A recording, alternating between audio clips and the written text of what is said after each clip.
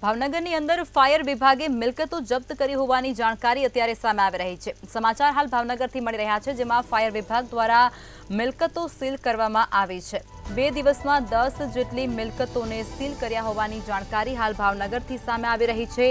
રાજકોટ અગ્નિકાંડ બાદ હવે તંત્ર સફાળું જાગી ચૂક્યું છે અને ફાયર વિભાગ પણ એક્શન મોડમાં આવી ચૂક્યું છે, જેમાં 3 ટીમ બનાવી અને અલગ-અલગ દિશામાં કાર્યવાહી તેમના દ્વારા હાથ ધરવામાં આવી છે। ત્યારે બીએમસી ફાયર વિભાગની પોલ છતી કરી ચૂક્યું છે। આ જાણકારી અત્યારે ભાવનગરથી સામે આવી રહી છે। ભાવનગરની અંદર પણ ફાયર વિભાગ આકરા પાણીએ જોવા મળી રહ્યું છે।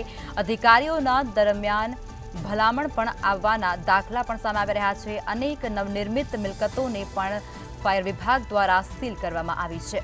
આ સાથે જ મિલકતોને ફાયર સેફટીના અભાવે સીલ કરી હોય તેવી જાણકારી પણ અત્યારે સામે આવી રહી છે। પ્રાથમિક માહિતી જે પ્રમાણે મળી રહી છે તે પ્રમાણે હવે રાજકોટ અગ્નિકાંડ બાદ ફાયર વિભાગ પણ ભાવનગરની અંદર સફાળું જાગ્યું છે। ફાયર વિભાગ દ્વારા 3 અલગ-અલગ ટીમો બનાવવામાં આવી છે અને જુદી જુદી દિશામાં આ ત્રણેય ટીમોને કાર્યવાહી પણ હાથ ધરવામાં આવી રહી છે।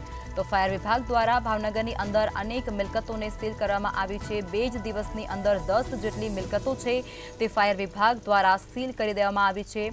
રાજકોટ અગ્નિકાંડ બાદ હવે ભાવનગરનું તંત્ર પણ સફાળું જાગ્યું છે અને ફાયર વિભાગ પણ એક્શન મોડમાં આવી ચૂક્યું છે।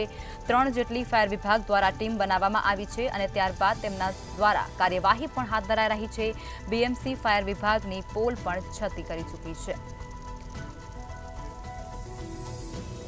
તો મળતી વિગતો મુજબ અધિકારીઓના ચેકિંગ દરમિયાન ભલામણ પણ આવવાના દાખલા પણ સામે આવી રહ્યા છે। અનેક નવનિર્મિત મિલકતોને પણ સીલ કરાઈ છે।